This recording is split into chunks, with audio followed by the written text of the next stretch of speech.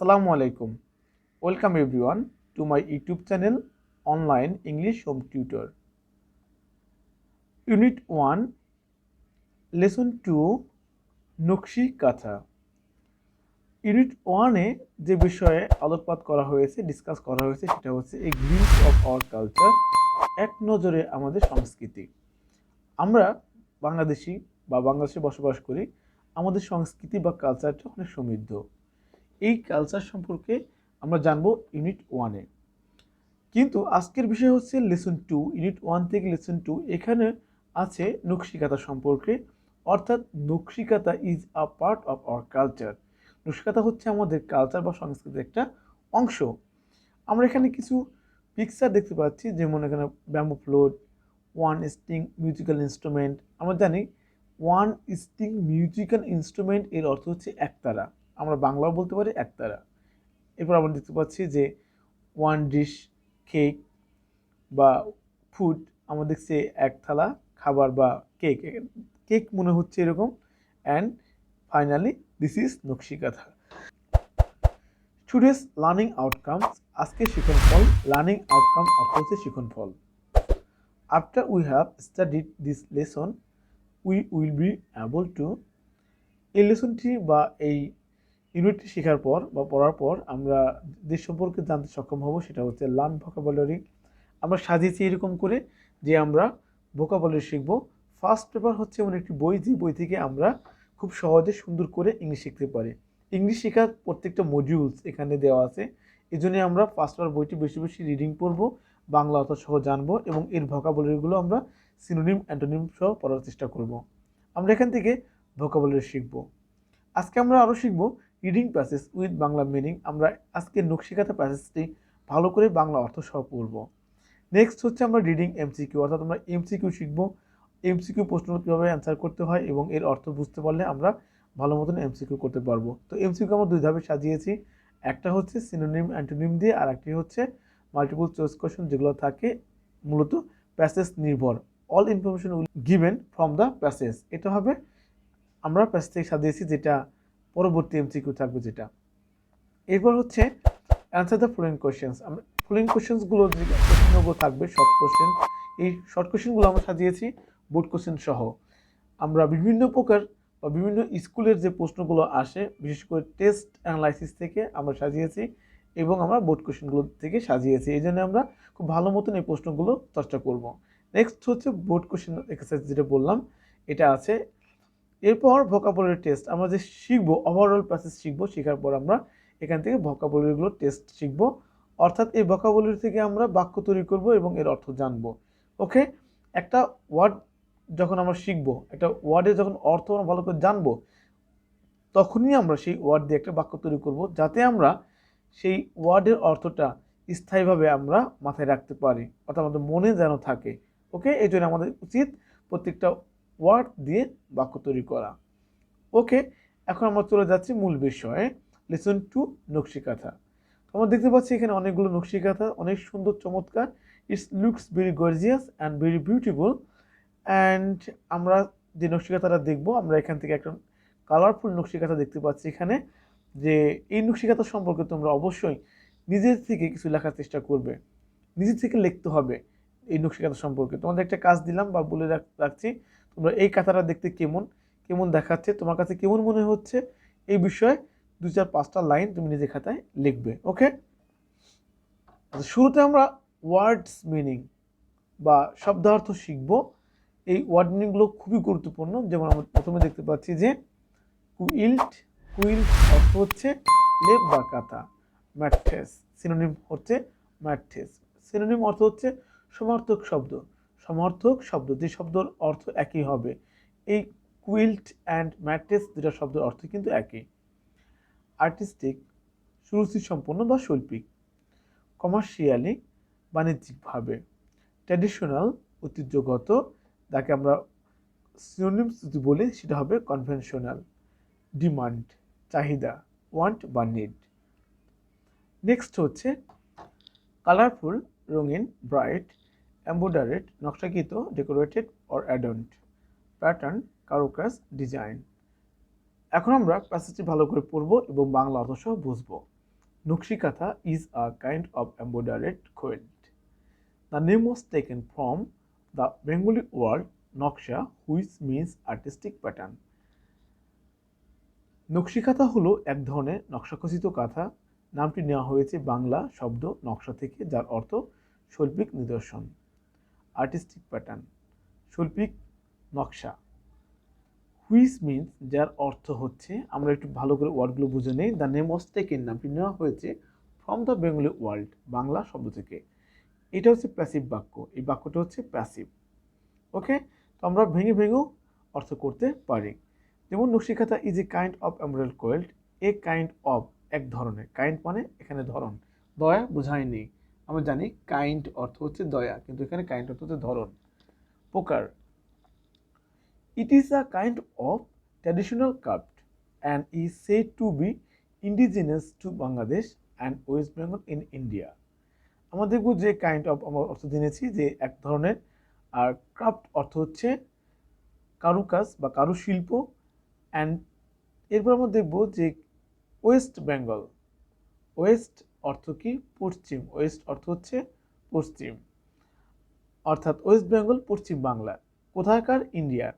আর practice মানে চর্চা করা, রুরাল মানে গ্রাম্য বা গ্রাম, অ্যান্ড সেঞ্চুরিজ অর্থ হচ্ছে শতাব্দী, century Shatabdi.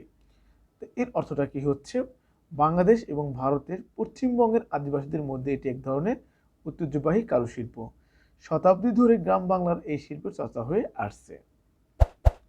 The name Nakshi Kantha became popular.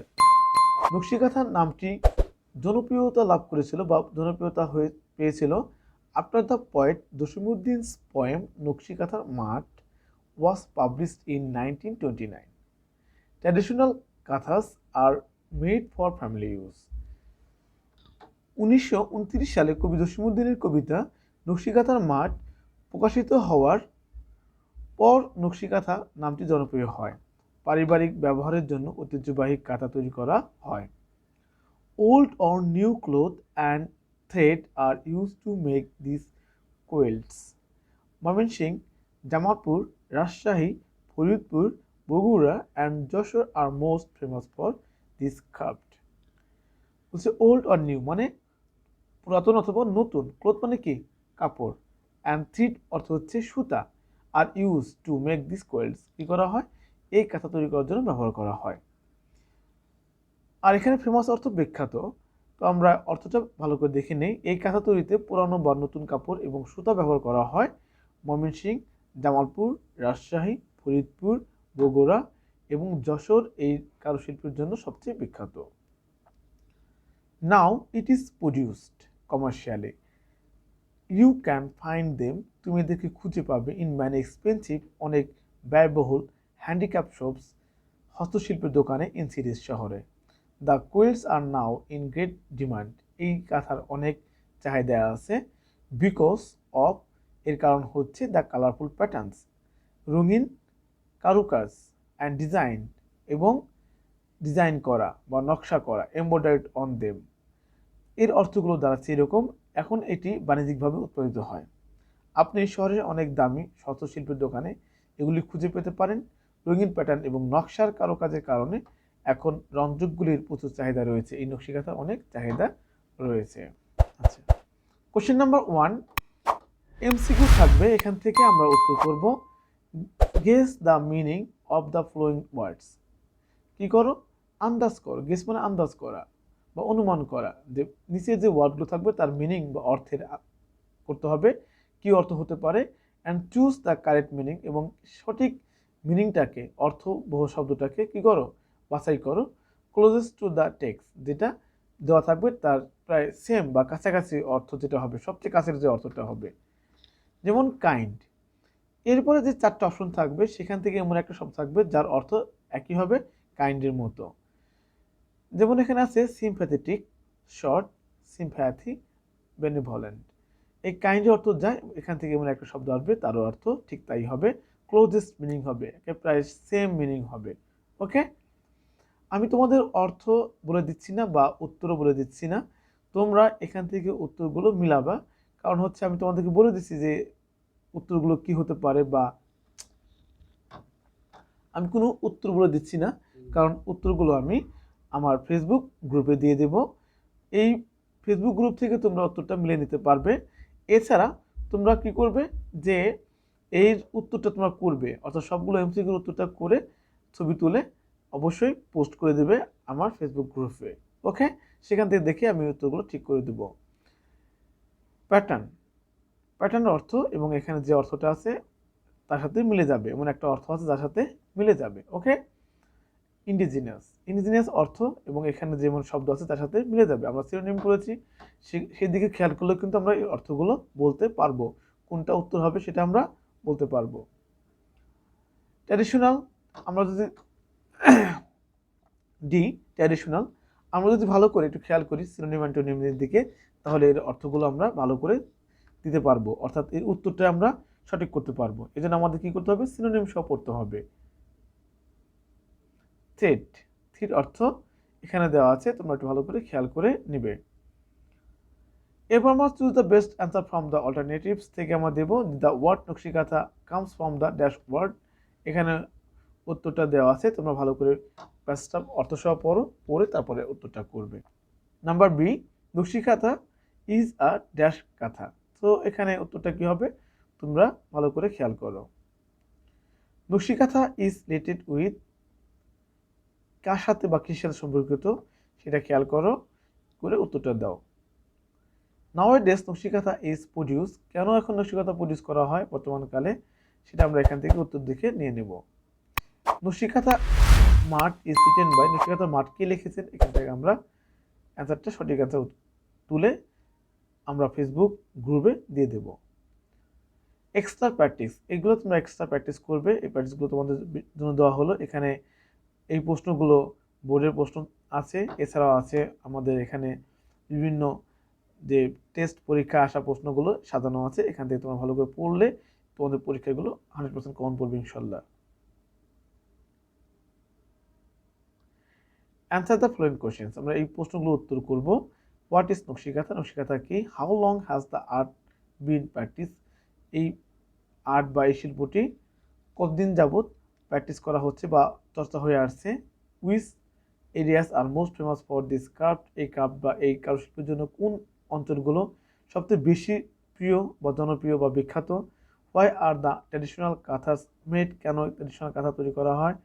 Why are the quilts now in great demand, কেন এই কাঁথার এখন অনেক চাহিদা? এই প্রশ্নের উত্তরগুলো তোমরা লিখে আমাদের ফেসবুকে পোস্ট করবে, অর্থাৎ ফেসবুক গ্রুপে পোস্ট করবে, অথবা এই উত্তরটা আমরা দিয়ে দেবো, সেখান থেকে তোমরা দেখে নেবে। তবে আমার অনুরোধ হচ্ছে তোমরা অবশ্যই নিজে থেকে অ্যান্সার করবে, অ্যান্সার করতে পারলে সেটা আমরা দেখে দেব, তাতে তোমাদের জন্যই ভালো হবে। এক্সট্রা প্র্যাকটিস দিলাম, এই প্রশ্নগুলোর উত্তর তোমরা নিজেরা ভালো করে খাতায় চর্চা করবে। প্রশ্নগুলো আমরা বারবার দেখব, দেখে বুঝে নেব এবং নিজে থেকেই উত্তর করার চেষ্টা করব। ওকে, ভোকাবুলারি এক্সারসাইজ, এই যে এখানে কিছু ভোকাবুলারি দিয়ে দিয়েছি, তোমরা কি করবে, এই ভোকাবুলারিগুলো ভালো করে শিখবে, অর্থ খাতায় লিখবে, খাতায় লিখে তারপরে প্রত্যেকটা ওয়ার্ড দিয়ে একটি করে বাক্য তৈরি করবে। 1 নং ও 2 নং প্রশ্নের উত্তরগুলো আমাদের ফেসবুক গ্রুপে পোস্ট করব এবং আমার পরবর্তী ভিডিওতে উত্তরগুলো দিয়ে দেব। সো তোমরা কি করবে, অবশ্যই নিজের মতো করে অ্যান্সার করবে এবং আমাদের সাথে শেয়ার করবে। চাইলে তোমরা কমেন্ট বক্সেও শেয়ার করতে পারো এবং কোনো কিছু না বুঝলে অবশ্যই তোমরা কমেন্ট করে আমাদেরকে জানিয়ে দেবে। সবাইকে অসংখ্য ধন্যবাদ জানিয়ে শেষ করছি। আল্লাহ হাফেজ।